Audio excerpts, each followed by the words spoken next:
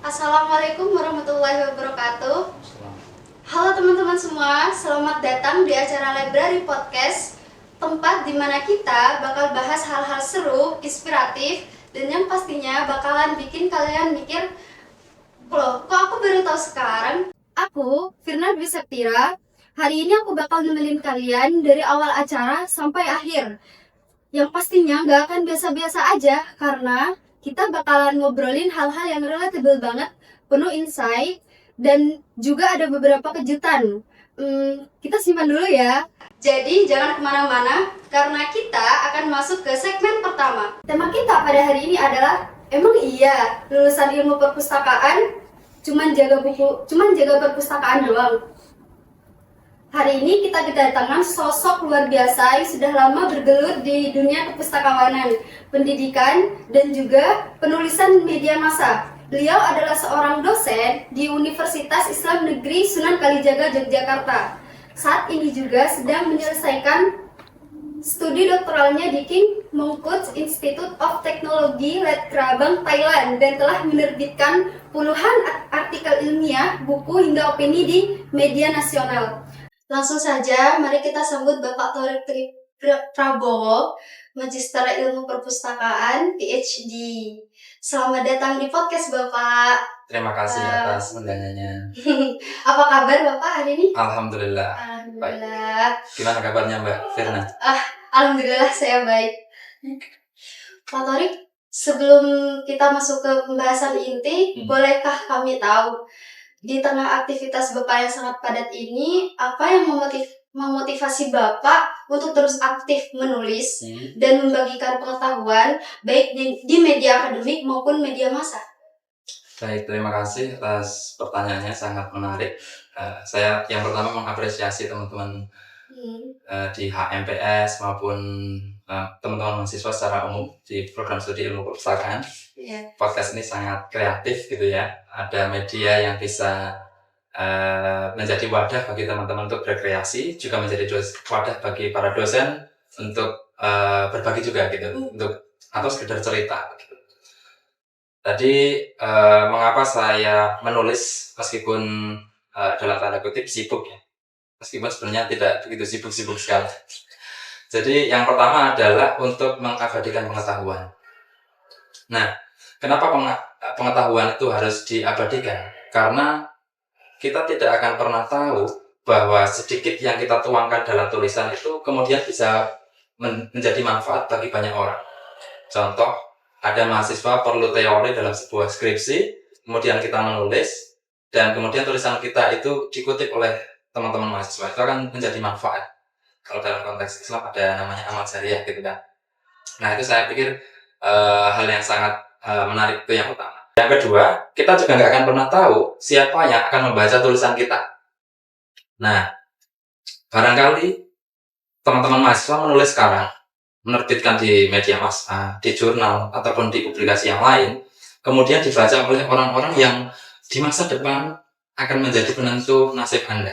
Misal, dibaca oleh calon pimpinan Anda di kantor, dibaca oleh misalnya Pak Rektor, dibaca oleh atau siapapun orang yang dianggap penting. Yang kemudian ketika mereka baca, ini orang keren pemikirannya. Besok kalau ketemu mungkin bisa ada peluang-peluang baru, ada network baru dan seterusnya. Nah, sehingga hal-hal yang seperti ini, kejutan-kejutan kecil seperti ini yang saya pikir menjadi pemantik bagi saya untuk tetap menulis, itu yang pertama. Yang selanjutnya adalah mengekspresikan ini ya, gagasan. Jadi saya pernah membaca gitu ya, menulis itu bisa menjadi semacam terapi gitu ya. Kalau kita sedang penat, sedang stres, kita bisa menuangkan gagasan dalam tulisan, dan itu menjadi terapi bagi kita untuk merilis stres kita. Jadi nggak ada yang namanya itu kalau anak-anak muda sekarang itu mental health gitu ya. Nah, itu mental health, salah satu merilisnya dengan cara menulis. Ya, saya pikir itu ya. Jadi dari hobi bisa jadi peluang, atau bisa jadi mungkin bahkan kalau teman-teman yang ingin apply pekerjaan mungkin bisa jadi portofolio juga. Jadi banyak sekali benefitnya, bukan hanya untuk dosen, tapi saya pikir memulai menulis dari mahasiswa itu justru lebih utama. Ya, jadi saya pikir itu. Wah, sangat memotivasi sekali ya. Sebelum kita bahas stigma-stigma terkait tema tadi, Pak, biar lebih fair, kita mulai dari dasarnya dulu. Jadi, sebenarnya apa sih yang dimaksud dengan ilmu perpustakaan? Baik, ini pertanyaan yang sangat filosofis sebenarnya. Mungkin sekalipun saya mencoba menjawab, itu tentu banyak hal yang mungkin masih kurang gitu ya. Sehingga nanti teman-teman perlu cari referensi atau jawaban yang lain juga. Jadi jawaban saya ini mungkin ya sebatas pengetahuan saya. Karena ini pertanyaan yang sangat filosofis. Apa itu ilmu perpustakaan? Ilmu perpustakaan itu adalah satu bidang ilmu yang mempelajari bagaimana sebuah informasi itu bentuknya bisa macam-macam. Yang paling basic mungkin buku gitu ya. Kemudian yang sekarang ada sumber-sumber informasi digital dan seterusnya. Bagaimana informasi itu dikelola, mungkin juga disimpan, mungkin juga disebarluaskan, digunakan untuk mengambil keputusan. Sehingga orang yang menggunakan informasi itu mendapatkan benefit yang maksimal. Ya, misalnya hari ini kita mau berangkat dari rumah, kemudian kita lihat Google Map dulu. Oh, misalnya jalur A gambarnya merah, itu artinya macet misalnya. Kemudian ada gambar B atau jalur B yang di situ lebih warnanya biru misalnya, itu lebih lengang. Mungkin kita akan ngambil yang jalur B karena di situ tidak macet. Nah, ini juga adalah cara menggunakan informasi. Nah, salah satunya seperti itu misalnya. Tapi konteksnya luas ya. Ada buku, informasi yang dikelola di perpustakaan, itu ada buku dan sebagainya. Jadi kalau nyerempet yang tadi, pertanyaan yang selanjutnya yaitu terkait stigma, ya nanti akan terlihat sebenarnya informasi itu apa saja begitu. Ternyata nggak hanya buku gitu, tapi juga informasi-informasi yang lain seperti itu. Berarti sangat luas sekali ya, Pak ya, penjelasannya. Ya, menurut hemat saya seperti itu. Kalau kita lihat jurusan ini tuh sudah ada sejak lama ya, Pak ya? Kalau di UIN Jogja sendiri, kalau saya tidak keliru, lagi-lagi nanti perlu di cross check ke sumber yang lebih valid ya. Sepertinya di website itu ada. Juga mungkin dapat cross check juga ke dosen-dosen yang lebih senior. Kalau tidak keliru di UIN Jogja, waktu itu kalau nggak keliru juga masih IAIN, itu pendidikan bidang perpustakaan itu dimulai dari D3. D3 kalau tidak keliru itu tahun 1998 kalau tidak keliru. Kalau S1 itu ada 2003 atau 2004, jadi awal 2000. Jadi kalau ditarik ke sekarang ya sudah lebih dari 20 tahun ya, lebih dari 20 tahun atau mungkin bahkan hampir 30 tahun kalau di UIN Jogja. Tentu di Indonesia sendiri sudah jauh lebih lama ya. Saya pikir jauh lebih lama, mungkin sejak 90 sebelumnya lagi tentunya ya, karena di UIN Jogja saja sudah tahun 98. Nah, itu saya pikir sudah lama. Jadi apa sebenarnya tujuan dibentuknya program studi ilmu perpustakaan ini? Kalau di konteks UIN Jogja, saya pikir secara historis ada historinya ya. Mungkin terkait dengan kebutuhan tenaga dalam bidang perpustakaan, tenaga profesional dalam bidang perpustakaan di lingkungan Kementerian Agama pada waktu itu, kalau tidak keliru. Cuman kalau dilihat dari profil lulusan bidang ilmu perpustakaan, terutama di UIN Jogja, saya membaca itu ada 4 profil dalam kurikulum yang terbaru itu. Yang pertama adalah untuk menghasilkan pustakawan profesional, kemudian profesional dalam bidang informasi, kemudian pengelola koleksi langka, yang keempat itu peneliti dalam bidang ilmu perpustakaan dan informasi. Jadi itu profil lulusannya. Jadi itu yang didesain oleh program studi ilmu perpustakaan UIN Jogja. Yang mana masing-masing program studi, karena di Indonesia ada banyak sekali, itu punya ciri khas masing-masing begitu. Bisa beda-beda. Ini dari UIN Jogja saja misalnya udah 4. Nanti di UIN yang lain mungkin ada beda lagi, mungkin arsiparis, mungkin bahkan mungkin content creator misalnya. Di kampus yang lain juga mungkin beda lagi. Sehingga opsinya itu sangat banyak kalau terkait nanti lulusan ini akan jadi apa gitu misalnya. Itu baru yang tanda kutip bawaan pabrik dari kampus. Jadi kampus itu menyediakan skill untuk jadi A, B, C, D, E misalnya. Tapi kan teman-teman kemudian misalnya di HMPS join ikut kelas atau klub podcast seperti ini, ikut klub riset misalnya, ikut klub musik misalnya dan sebagainya. Yang itu akan jadi skill tambahan dari teman-teman mahasiswa yang mungkin kalau lulus ya nggak cuma 4 ini nantinya, bisa yang lain gitu. Atau bisa dikombinasikan skill yang didapat untuk dijadikan untuk mempertajam skill kita di bidang 4 ini misalnya. Jadi saya pikir banyak sekali ya yang kemudian bisa dieksplorasi dalam program studi ini. Apakah masih relevan ilmu perpustakaan di zaman sekarang yang serba digital dan cepat? Oke, ini pertanyaan yang sangat bagus menurut saya. Apakah masih relevan? Kalau kita lihat masalah-masalah yang terjadi di era digital ini itu justru berkaitan dengan transaksi informasi digital ya. Misalnya persebaran hoax, betul. Kemudian ada penipuan online, kemudian ada banyaklah terkait di dunia digital itu kan banyak masalah yang terjadi gitu. Nah, saya pikir ilmu perpustakaan justru jadi lebih relevan karena tadi saya sampaikan di awal di bidang ini tuh yang dipelajari tidak hanya manajemen koleksi di perpustakaan saja, tapi juga informasi secara digital gitu ya. Bagaimana informasi itu yang kita terima dievaluasi, kemudian kita saring dalam kita filter gitu ya. Kita filter apakah ini benar, apakah itu salah, kemudian baru kita bisa mengambil keputusan. Nah, hal-hal yang di ilmu perpustakaan yang seperti ini juga dipelajari. Jadi misalnya di internet ada seperti ini, gimana cara meresponnya? Di internet seperti ini, gimana cara meresponnya? Nah, itu juga dipelajari di bidang ilmu perpustakaan. Tidak hanya itu, bahkan kita juga diajari bagaimana membuat semacam produk informasi untuk disajikan biar nanti diterima oleh pembaca atau pemirsa itu lebih baik. Oh, gimana sih desain informasinya agar informasi ini tersampaikan dengan baik, sehingga kita juga turut membantu tadi untuk mencegah persebaran hoax, kemudian juga mendeliver informasi secara tepat guna.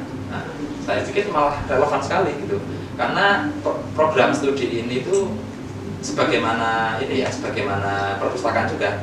Perpustakaan kan organisasi yang berkembang ya, kalau melihat dari teorinya Ranganathan itu. Saya pikir program studi ilmu perpustakaan juga demikian, jadi juga berkembang.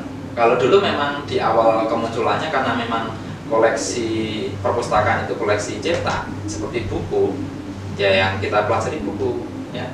Tapi kemudian kan seiring berjalannya waktu, koleksi perpustakaan juga ada koleksi digital, e-resources, ya kita berkembang lagi. Ternyata sekarang perpustakaan juga menjadi bagian penting dari ekosistem universitas, misalnya mendukung penelitian, riset gitu. Juga sekarang bertransformasi. Jadi ilmu perpustakaan juga berkembang sebagaimana dengan kebutuhan informasi masyarakat gitu. Apalagi sekarang teman-teman yang banyak di Indonesia itu kan sekarang kalau tidak keliru generasi Z ya, generasi Z, bahkan mungkin ada generasi Alpha yang sangat-sangat mahir dalam bertransaksi informasi digital.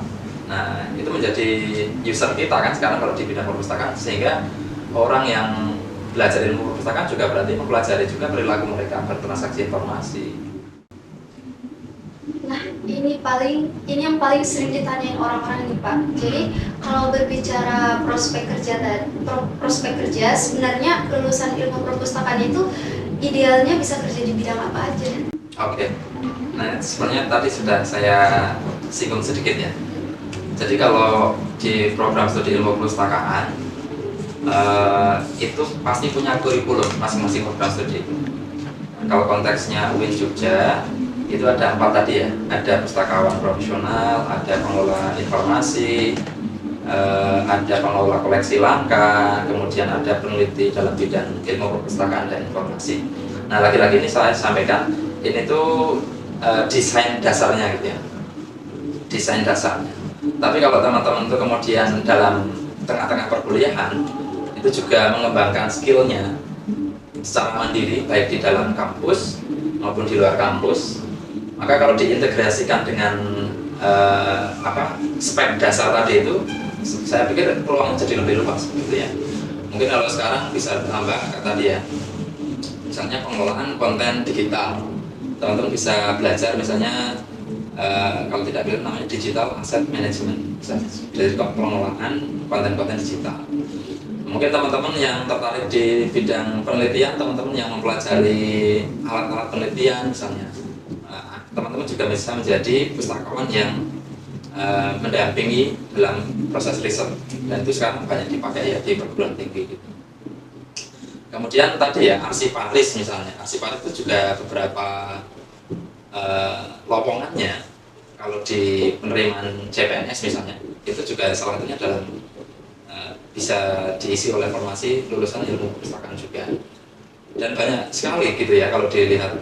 Ada peneliti juga tadi ya, dan ini tuh lagi-lagi sangat bergantung ya dengan aktivitas teman-teman selama perkuliahan ya, karena yang menentukan akan jadi apa atau akan bisa apa itu kan mahasiswanya sendiri gitu.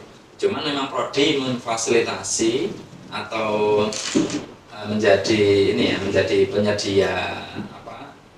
penyedia kelas gitu ya, penyedia mata kuliah itu yang mendukung untuk menjadi 4 tadi kalau di konteks UIN Jogja. Kemudian saya sampaikan tadi bahwa di program studi yang lain juga mungkin beda lagi gitu. Dan itu juga bisa sama-sama dipelajari, apalagi teman-teman berjejaring dengan lulusan dari kampus yang lain misalnya.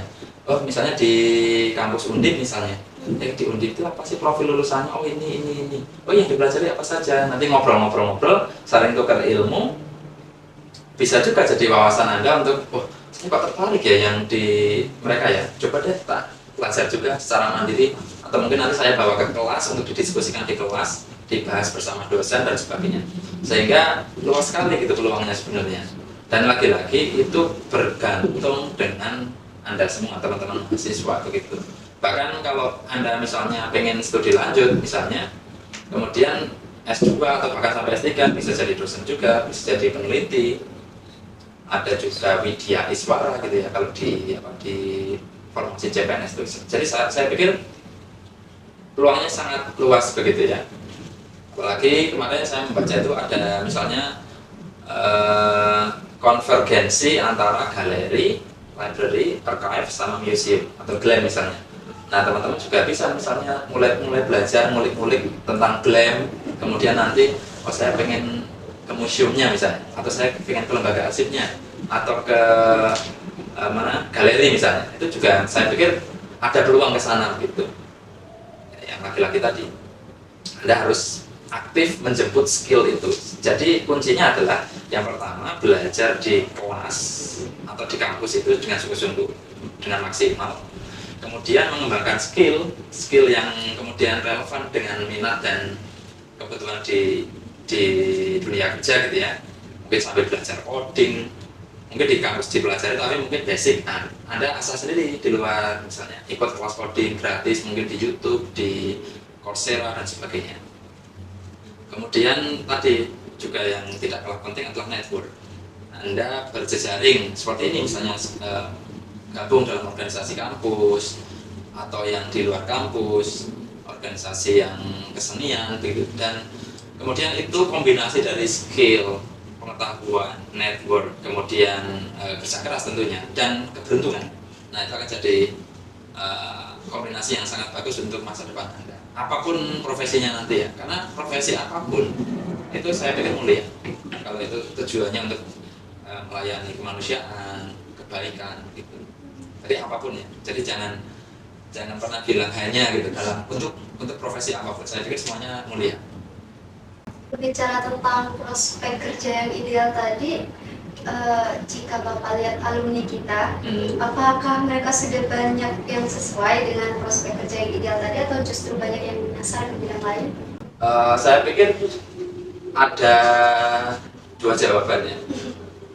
Kalau ditanya sesuai, saya pikir sesuai, sangat sesuai, dan keterserapannya sangat tinggi.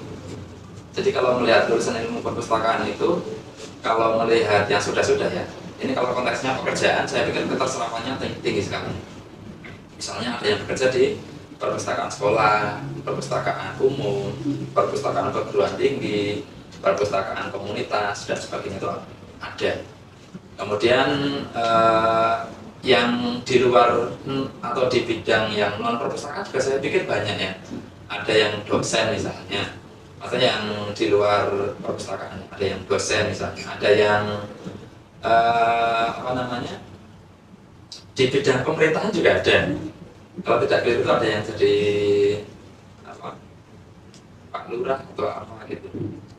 Kemudian ada yang di bidang di ASN, tapi mungkin di bidang non perpustakaan juga mungkin ada yang semula misalnya dulunya pustakawan kemudian pindah fungsional jadi non perpustakaan, itu juga saya pikir ada. Dan saya pikir semuanya itu bagus Pak. Saya pikir semuanya itu bagus karena tadi ya, karena mungkin minatnya beda tadi, karena dia sembari belajar, sembari mengembangkan skill yang lain, sehingga dia punya peluang yang lain dan dia mungkin lebih nyaman di peluang yang lain. Saya pikir juga itu bagus saja, selama semuanya itu untuk tujuan yang bagus gitu ya, kemanusiaan atau tujuan yang mulia.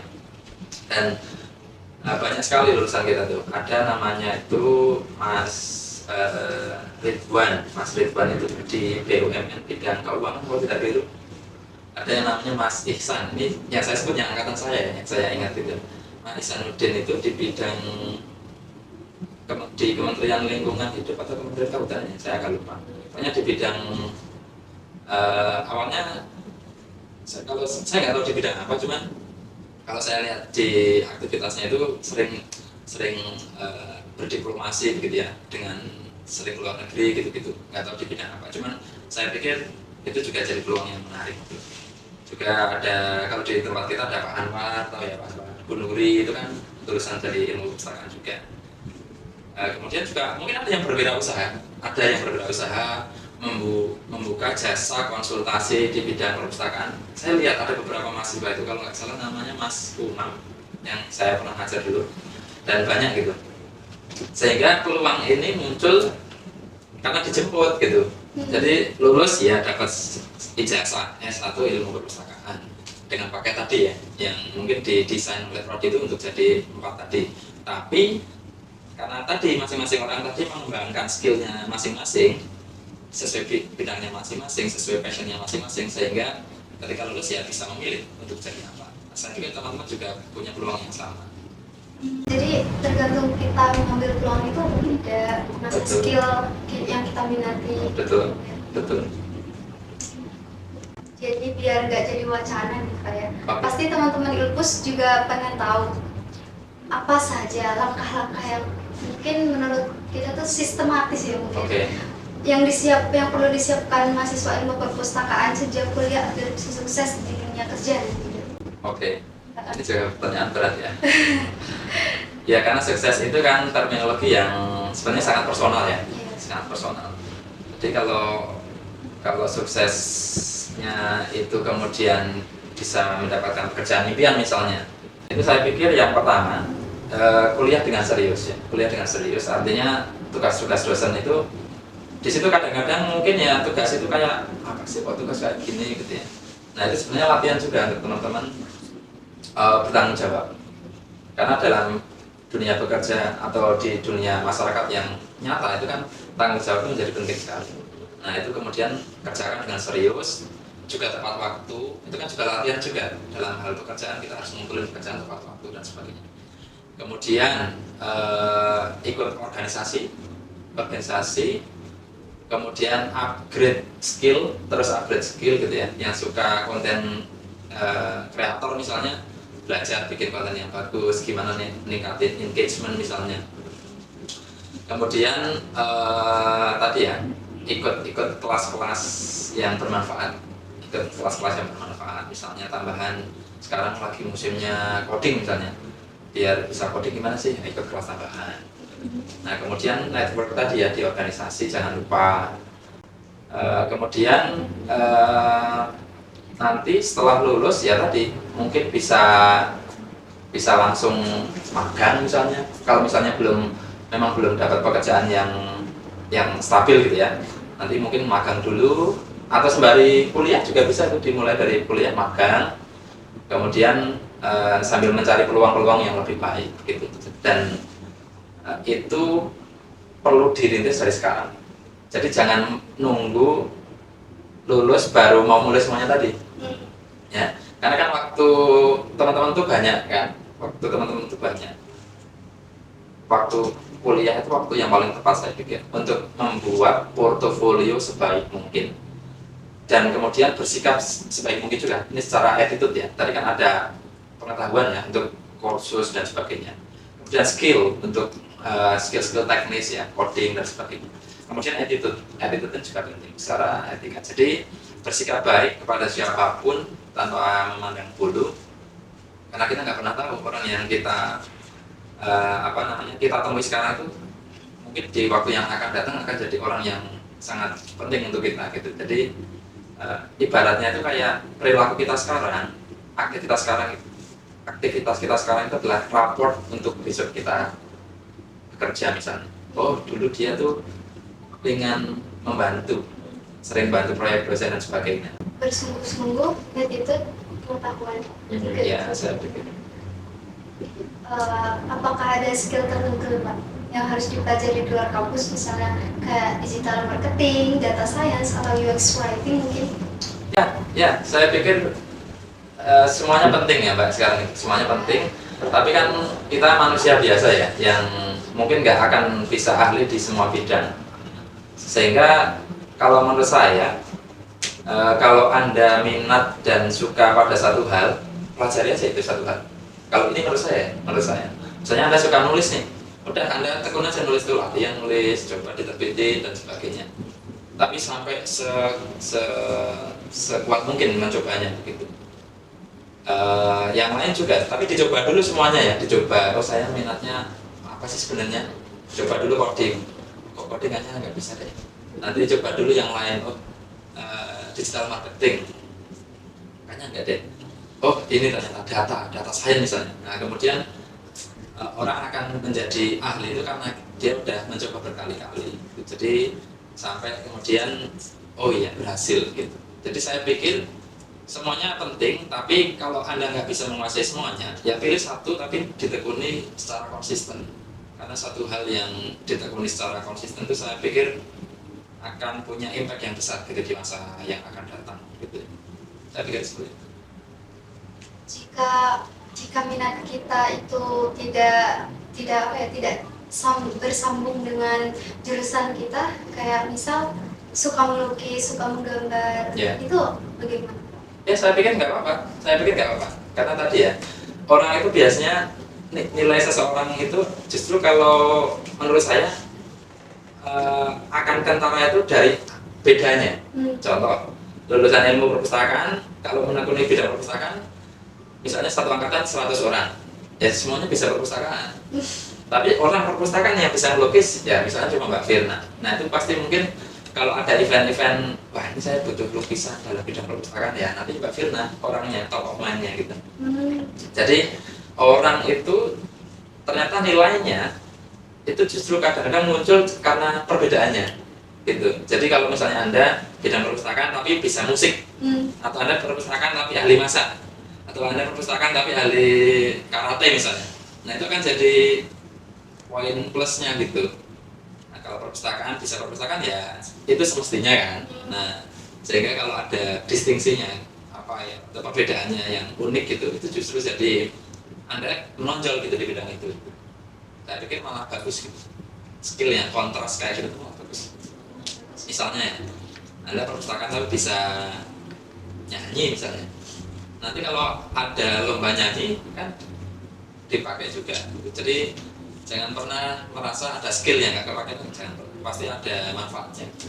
Kalau skill yang baik, ya skill yang useful gitu kayak tadi. Misalnya bisa apa gitu. Itu kalau kita tahu ya Pak ya minat kita tuh apa. Kalau problemnya kita nggak tahu kita suka apa, minat kita apa. Nah untuk tahu itu mungkin Bapak ada cara. Oke. Ini pertanyaan menarik ya. Kita nggak tahu minat kita apa. Itu saya menduga satu hal. Karena mungkin kita tidak banyak mencoba. Jadi misalnya tadi ya, kan kegiatan itu banyak yang positif ya.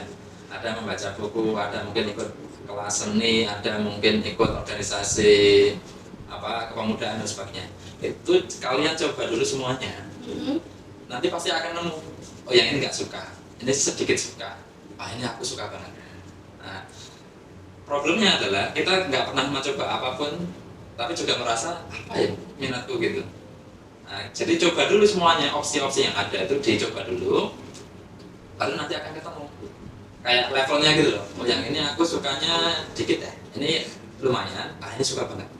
Karena aku di sini tuh effortku kuat banget gitu, pasti kayak gitu teman-teman. Nanti kalau di banyak aktivitas tuh pasti ada satu aktivitas yang saya menaruh usaha lebih di situ. Nah itu berarti adalah minat teman-teman gitu. Jadi gimana caranya tadi ya, itu dicoba dulu semuanya, baru nanti akan kentara itu ininya, levelnya itu, level kesukaannya gitu, atau minatnya gitu. Jadi memang kita akan susah dulu gitu untuk mencari tahu kita itu siapa sih, dan usia teman-teman itu adalah usia mencari itu semuanya kan. Saya itu sebenarnya apa sih ininya, passionnya, skillnya, kekuatannya atau kelemahannya itu apa. Nah usia sebelum bekerja atau usia mahasiswa, usia siswa itu usia yang paling tepat ya untuk mencari itu semuanya gitu. Nanti kalau baru mulainya artinya setelah udah lulus, sudah dewasa ya terlalu terlambat nanti, karena kan kita sudah harus bersaing kan waktu itu misalnya. Saya pikir itu. Ini klimaks dari obrolan kita pada hari ini ya Pak ya. Jadi bagaimana Bapak memandang stigma anak Ilpus cuman bisa jaga perpustakaan? Oke, bagaimana saya memandang itu ya? Yang pertama saya nggak mau menyalahkan orang yang memandang itu, karena mungkin ya sampai saat ini mungkin orang-orang melihatnya seperti itu. Yang kemudian bisa kita lakukan adalah tadi kita mengupgrade diri kita kemudian membuktikan gitu ya. Jadi membuktikannya bukan dengan hanya jawabin gitu, bukan kayak gitu, tapi juga kita tadi tunjukin, oh ternyata anak ilmu perpustakaan bisa digitalisasi misalnya manuskrip, anak perpustakaan ternyata bisa bikin podcast kayak gini, anak ilmu perpustakaan ternyata bisa bikin event besar, pameran budaya seperti pameran IDKS misalnya beberapa waktu lalu. Nah itu kemudian ditunjukkan gitu. Kalau kita jawabin satu persatu ya capek sendiri kita gitu, tapi tunjukkan aja dengan kemudian sebuah aksi yang nyata gitu, bahwa ternyata oh anak perpustakaan bisa banyak hal gitu. Nah itu cara nunjukinnya memang tidak mudah ya, tidak pelan, karena yang namanya stigma itu kan melekat kan, stigma itu punya lengket sekali dengan pikiran masyarakat gitu. Kalau udah lengket itu kan susah melepasnya. Nah cara melepasnya juga sangat pelan. Nah citra itu kemudian kita bangun sangat pelan memang, pelan-pelan nanti mungkin baru akan oh ternyata akan gitu ya, banyak kok gitu yang kemudian anak yang mahasiswa baru misalnya kemudian oh yang dipelajari ternyata ini ya gitu ya, ada banyak gitu, ada coding, ada manajemen basis data, kemudian ada desain web, ada jaringan, ternyata nggak cuma nata buku misalnya. Nah itu kemudian teman-teman aktualisasikan, teman-teman tuangkan dalam karya nyata, dan harap dipahami itu butuh waktu yang lama untuk mengubah citra. Jadi stigma itu ya sah-sah saja, karena masa kita mau membungkam masyarakat kan nggak mungkin, karena mereka tuh bilang gitu karena mungkin mereka punya experience tertentu atau pengalaman tertentu tentang itu gitu. Jadi ya mungkin kita maklumi, kemudian tapi di sisi lain kita tadi mengembangkan skill, kemudian merubah citra itu pelan-pelan dengan cara tadi, dengan menunjukkan bahwa ternyata bisanya banyak gitu, nggak cuma nata buku, nggak cuma mengelola perpustakaan atau menata perpustakaan gitu. Jadi caranya dengan kita menunjukkan aksi nyata gitu. Iya betul, dan itu yang harus dipahami adalah perlu waktu. Jadi nggak bisa instan kayak gini, tapi bisa ada waktu yang cukuplah lama. Kalau menurut Bapak apa yang bisa kita lakukan bersama baik mahasiswa, dosen maupun kampus untuk mengubah persepsi masyarakat soal jurusan ini? Ya, kalau dari program studi itu sebenarnya misalnya di situs website ya, kita sudah sampaikan bahwa kurikulum kita itu mendesain seperti ini, mendesain lulusan agar bisa seperti ini, seperti ini, seperti ini. Hanya saja yang seperti itu kan mungkin tidak bisa langsung diterima oleh masyarakat secara luas ya. Kemudian dari teman-teman mahasiswa saya pikir juga sudah bekerja dengan sangat baik ya tadi ya, sudah punya aksi-aksi nyata seperti bikin podcast, bikin pameran dan sebagainya. Nah, yang perlu dilakukan saya pikir kerjasama di berbagai elemen ya, mahasiswa, dosen, termasuk perpustakaan dan pustakawan gitu. Dan saya pikir mereka juga punya kepentingan ke situ juga gitu ya. Mereka juga sekarang sangat ini ya, progresnya juga saya lihat sangat bagus gitu. Perpustakaan di perguruan tinggi itu sekarang sudah sangat bagus, sudah punya aktivitas yang tidak aktivitas konvensional, misalnya tidak hanya meminjamkan buku, tapi mereka juga melayani layanan untuk penelitian. Kemudian mereka melayangkan e-resources, kemudian mereka juga melayani konsultasi untuk riset, alat-alat riset. Saya pikir arahnya itu bagus begitu. Nah, ini perlu kerjasama yang baik antara prodi, antara mahasiswa, dosen, juga dunia kerja gitu ya. Ini tinggal dikomunikasikan dengan baik, dan saya pikir nanti masyarakat lambat laun juga akan melihat, oh ternyata beda kok. Perpustakaan itu nggak hanya yang saya bayangkan selama ini, ternyata kalau masuk perguruan tinggi kok kayak gini, perpustakaannya bagus, alatnya canggih, kemudian aktivitasnya banyak, perpustakaannya seru, bagus gitu ya. Nah, itu nanti lambat laun. Dan ini lagi-lagi tadi perlu waktu dan juga perlu kerja keras semua pihak.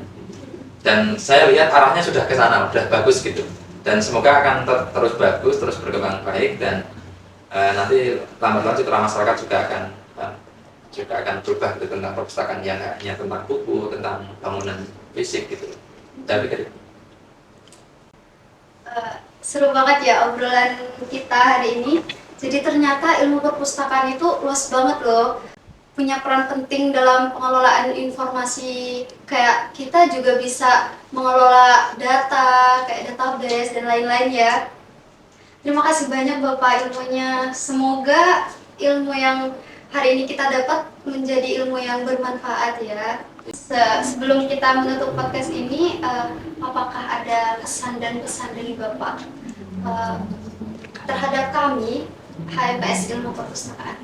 ya, HMPS itu kan himpunan mahasiswa program studi ya.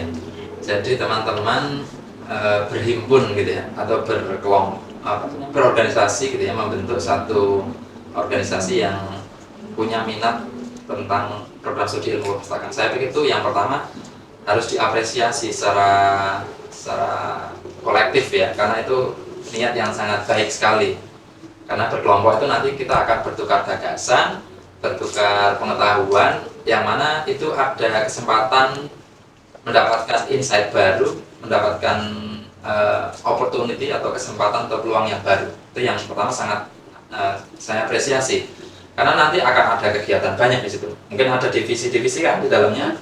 Ada banyak divisi, kemudian masing-masing divisi tentu punya keunikan atau punya agenda, punya tugas yang kemudian unik juga. Dan di situ skill kalian akan ditempa gitu, dan entah skill teknis, skill manajerial, ataupun skill manajemen komunikasi dengan teman-teman. Karena ini penting juga tadi yang saya sampaikan bahwa untuk sukses itu perlu 3 hal tadi ya, misalnya pengetahuan, keterampilan, juga attitude yang baik. Dan saya pikir program studi ataupun himpunan mahasiswa program studi atau HMPS itu adalah wadah yang sangat tepat untuk menempat 3 hal tadi: pengetahuan, keterampilan, dan attitude atau sikap gitu. Dan saya mengapresiasi itu, dan semoga terus eksis, terus aktif, kemudian semakin kreatif ya, semacam kegiatannya juga yang lebih fun gitu ya. Dan jangan lupa fun ini penting. Jadi fun ini juga penting. Jadi jangan hanya terlalu serius ya. Juga perlu jalan-jalan sekali-kali, tapi jalan-jalan yang punya manfaat, benefit yang nanti juga menghasilkan pengetahuan yang baru gitu. Ya saya pikir itu teman-teman, dan terus berkreasi, terus semangat. Itu pesan saya. Buat teman-teman yang dengar podcast ini, semoga kalian makin bangga jadi anak Ilpus dan siap menghadapi masa depan. Sampai jumpa di episode selanjutnya.